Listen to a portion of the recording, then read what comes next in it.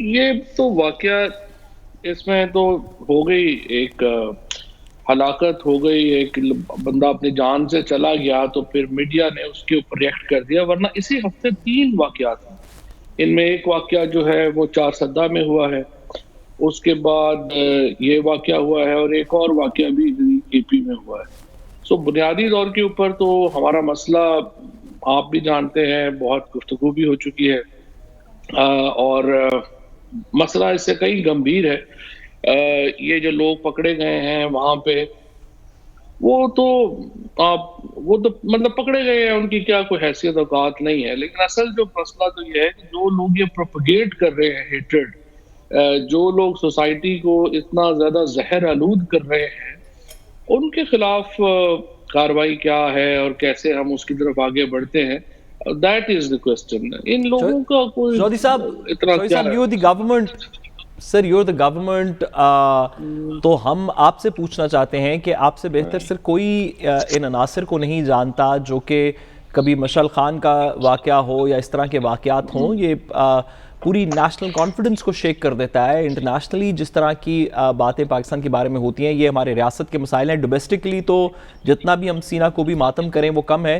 Sir your the government, کیا ہمارا اس میں لانگ ٹرم کاؤنٹر نیریٹو ہے؟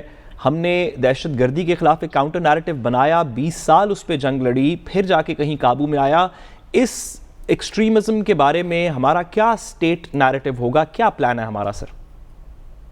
لیکن یہ ایک تو ظاہر اقدامات ہیں جو کہ آپ انٹیریئر سے پوچھیں کہ انہوں نے کیا اقدامات لیے ہیں، وہ کیا اس کے اوپر کر رہے ہیں۔ ایک تو ہے جو نیریٹو ہے، نیریٹو ہم نے تو ظاہر ہے آپ کوشش کر رہے ہیں پاکستان کے اندر، ایکچولی قائد اعظم محمد علی جناح سے ایک پوری بحث چل رہی ہے ماڈرن اسلامک اسٹیٹ کی، اور جب ہم بات کرتے ہیں علامہ اقبال یا قائد اعظم کو ریفر کرتے ہیں تو بنیادی طور کے اوپر آپ ایک ماڈرن اسلامک اسٹیٹ کو ریفر کر رہے ہوتے ہیں۔ ماڈرن اسلامک اسٹیٹ کا کیا مطلب ہے؟ اس کا مطلب یہ ہے کہ وہاں پہ کلرجی فیصلے نہیں کرے گی، آپ کی مذہبی اور سیاسی فیصلے، وہاں پہ آپ کی پارلیمان یہ فیصلہ کرے گی۔ ہم نے ایک بہت طویل عرصے میں ہمارے ہاں جو پارلیمان ہے اس نے اپنا رول اس طرح کا ادا کرنا اس طرح سے نہیں کر سکی، جو بھی وجوہات ہوں، اس کی وجہ سے ہمارے ہاں ایک بہت انکریز ہے۔ پھر ظاہر ہے ہم سب لوگ اپنے کہتے ہیں نا پرزنرز آف جیوگرافی بھی ہیں، ہمارے یہاں افغانستان کے اندر ایک طویل لڑائی ہوئی، اس کے بھی اثرات ہمارے آئے، پھر ہم ایک اس کی وجہ سے ہم ایک ارریگولر کانفلکٹ میں رہے، جس کی وجہ سے ہمارے جو مسائل ہیں ان میں بہت اضافہ ہوا ہے۔ لیکن مسئلہ یہی آتا ہے الٹیمیٹلی۔ شوئی صاحب قطع کلامی کی معذرت، آپ نے جو بات شروع میں کی کہ انٹیریئر سے پوچھا جائے گا کہ اقدامات کیا ہیں، یہ بات درست ہے کہ جو ٹیکٹیکل مووز ہیں، جو آج کی، کل کی، اگلے ہفتے کی، اگلے مہینے کی مووز ہیں، وہ تو انٹیریئر منسٹری اور لا انفورسمنٹ ایجنسی کر رہی ہے، لیکن وفاقی حکومت جس کے آپ سپوکس پرسن ہیں، کوئی اس میں لانگ ٹرم پلان بھی بنا رہی ہے؟ ہم نے نیشنل ایکشن پلان بنایا، اس کے اوپر اس طرح امپلیمنٹیشن نہیں ہوئی، یہ جو بلاسفیمی ریلیٹڈ ایشوز ہیں، اس کے اوپر کوئی نیشنل پلان بنانے کا آپ کی حکومت سوچ رہی ہے؟ کہیں پہ ڈسکشن ہوئی سر اس پہ؟ بڑا کمپریہنسو ہے، اس میں ہر چیز موجود ہے، اور اس کے اندر جو تمام یہ ایشوز ہیں جن کے اوپر آپ بات کر رہے ہیں ان کے اوپر دونوں جو ہے وہ موجود ہیں۔ پھر ایک نیشنل اس وقت نیشنل سیکیورٹی پالیسی ہے جو کہ پارلیمان کو کل پیش ہونی ہے، پرسوں پیش ہونی ہے سوموار کو۔ اس کے بعد جو نیشنل انٹرنل سیکیورٹی پالیسی ہے اس کے اوپر بھی کافی کام ہوا ہے، اور وہ بھی اس کے اوپر بھی وہ آگے لے کر کے آئیں گے۔ لیکن میں آپ کو بتاؤں، جب آپ لوگ یہ محدود کرتے ہیں نا کہ یہ حکومت کا یا ایک پارٹی کا، یہ مسئلہ ہی نہیں ہے، یہ تو سوسائٹی کا مسئلہ ہے۔ آپ خود دیکھیے، سب سے بڑا پرابلم تو آپ کے میڈیا کے اندر بیٹھے ہوئے لوگ ہیں، جس طریقے سے انہوں نے ہیٹ مانگرنگ کی ہے۔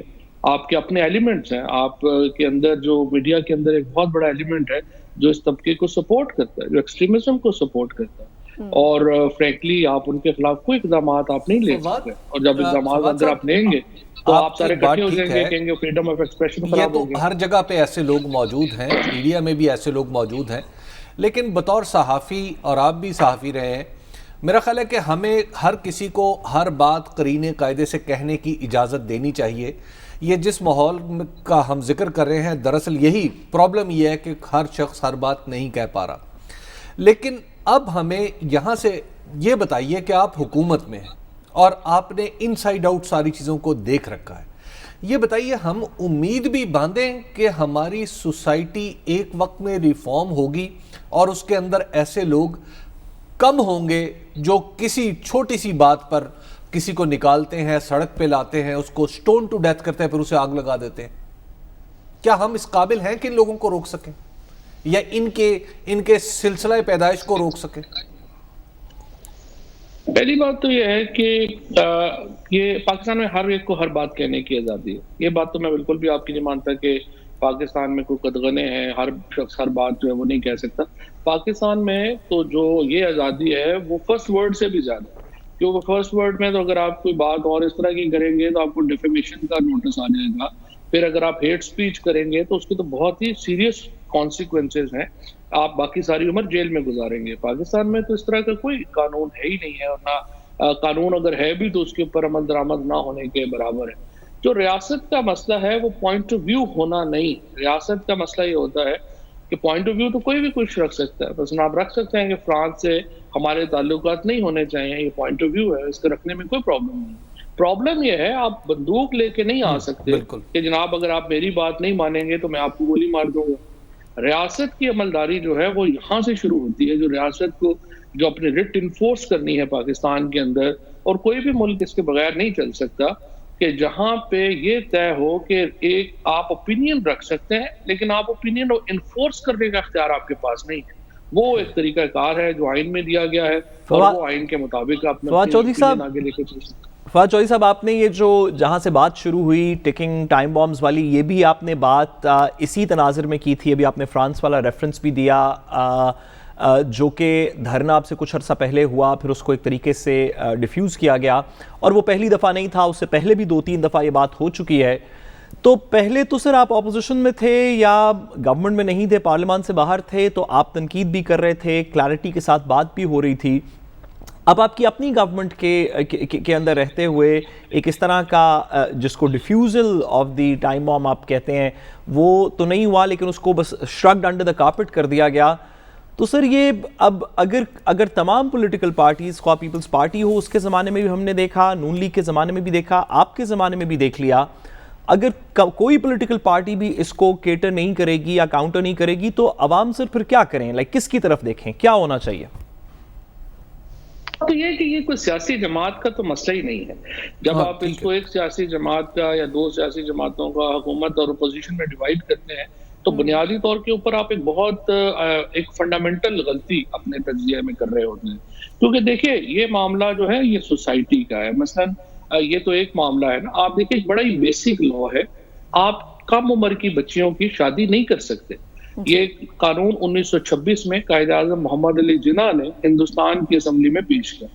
اس کے بعد اب آ کے ایران اور سعودی عربیہ جیسے ممالک نے، جن کو ہم اپنے سے کنزرویٹو سمجھتے ہیں، انہوں نے اس کو ایک پینل آفینس ڈکلیئر کر دیا. ہماری اسمبلی نے پینل آفینس ڈکلیئر کرنے میں ناکام ہو گئی. کیوں ہو گئی؟ کیونکہ حکومت سے اور پی ایم ایل این سے اور ایون پیپلز پارٹی سے لوگ کھڑے ہو گئے اور انہوں نے کہا جی یہ ہم نہیں سمجھتے، یہ کم عمر بچیوں کی شادی جو ہے یہ تو اس کے اوپر آپ اسلامک آئیڈیالوجی کونسل سے اوپینین دیں. آپ مجھے بتائیے کہ اتنے مسئلے کے اوپر اگر پاکستان کی جو پولیٹیکل پارٹیز ہیں ان کے اندر یہ ڈیوائیڈ ہے تو پھر باقی معاملات کو تو آپ چھوڑ ہی دیجئے. سو یہ مسئلہ کسی ایک سیاسی جماعت کا نہیں ہے، کسی حکومت اور اپوزیشن کا نہیں ہے، یہ مسئلہ اس سے بہت بڑا.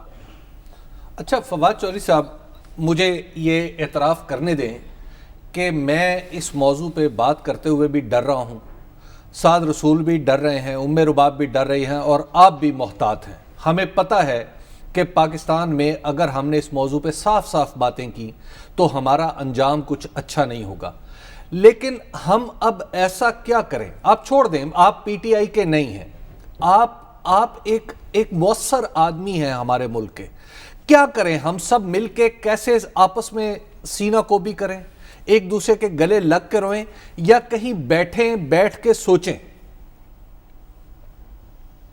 سوسائٹی میں ہر ایک کا ایک اپنا کردار ہوتا ہے اور وہ کردار ہمیں اپنے ادا کرنا چاہیے. اور میں کوشش کرتا ہوں جہاں پہ میں ہوں میں اپنا نقطہ نظر جو ہے وہ واضح طور کے اوپر دوں. وہ کبھی ایکسیپٹ ہوتا ہے، کبھی ایکسیپٹ نہیں ہوتا ہے. یہ تو ظاہر ہے کہ میرا پریروگیٹو صرف یہی ہے کہ میں نقطہ نظر اپنا سامنے رکھ سکوں. دوسری بات یہ ہے کہ ہم کیا کریں. ایک ہی بنیادی شرط ہے ریاست کی، ریاست کو جو رائٹ آف وائلنس ہے، یعنی جو طاقت کا اختیار ہے، وہ واپس لینا ہوگا۔ یہ ممکن ہی نہیں ہے کسی ملک کا کہ ہم گروہوں میں، لوگوں میں یہ اختیار بانٹ دیں اور اس کے بعد ہمارے ہاں جو موب اکٹھے ہو جائیں اور وہ اپنی طاقت بزور طاقت اپنا نقطۂ نظر منوانے کی کوشش کریں۔ یہ جو نیریٹو بنانا یا وہ کوئی آ کے اس کو ٹھیک کرے گا یا میں اپنی بات آپ اپنی بات، جیسا ابھی آپ نے بالکل درست طور کے اوپر کہا، جب آپ اپنی بات ہی نہ کر سکیں اور لوگوں کو پتا ہو کہ اگر میں بات کروں گا جو کسی کو پسند نہیں آئے گی اور آ کے وہ مجھے مار دے گا تو یہاں پہ پھر بات کون کرے گا؟ لہٰذا ریاست کی جو امپورٹنٹ ذمہ داری ہے جو میں یہ سمجھتا ہوں وہ ایک ہی ہے، اور وہ یہ ہے کہ وہ طاقت استعمال کرنے کا حق واپس لے، اور یہ جو ہمارے ہاں گروہ ہیں ان کو جو ہے وہ نکیل ڈالی جائے۔ اب وہ کیسے اور کہاں کیسے کیا جائے، اس کے اوپر کیسے آگے بڑھا جائے، ابھی تک ہمارا ریکارڈ کوئی اچھا نہیں۔ ہاں فواد، ہم ایسا نہیں کر سکتے کہ ہم کم از کم مکالمے کی سطح پہ، آپ وزیر اطلاعات ہیں، آپ اس ریاست کے بیانیے کے محافظ ہیں، کیا آپ نہیں سمجھتے کہ آپ اپنی حیثیت میں سب لوگوں کو ساتھ بٹھائیں، بند کمرے میں بٹھا دیں، اس کو لائیو نہ کریں، بھائی سر پھاڑو، بات کرنا سیکھو، بات کرو، تاکہ کسی نتیجے پہ ایک متفقہ ریاست کا بیانیہ اس قسم کے لوگوں کے خلاف ترتیب دیا جا سکے؟ اے پی ایس کے سانحے کے بعد تمام سیاسی جماعتیں ایک کمرے میں بیٹھی، اس کے بعد انہوں نے اپنا سر جوڑے اور ایگزیکٹلی جو آپ کہہ رہے ہیں انہوں نے وہی کیا۔ اب سوال یہ ہے کہ اس کے اوپر امپلیمنٹیشن کیسے کی جائے۔ امپلیمنٹیشن میں ہمیں جو سیریسنس ہونی چاہیے ہمیں وہ دکھانی ہوگی، اور جو ہم نے اصول نیشنل ایکشن پلان میں طے کیے ہیں ان کے اوپر اگر ہم عمل درآمد کر سکیں تو یہی واحد راستہ ہے پاکستان کی ریاست کو ایک مستحکم ریاست بنانے کا۔ ادروائز تو ظاہر ہے پھر ہم کمزور سے کمزور تر ہوگی۔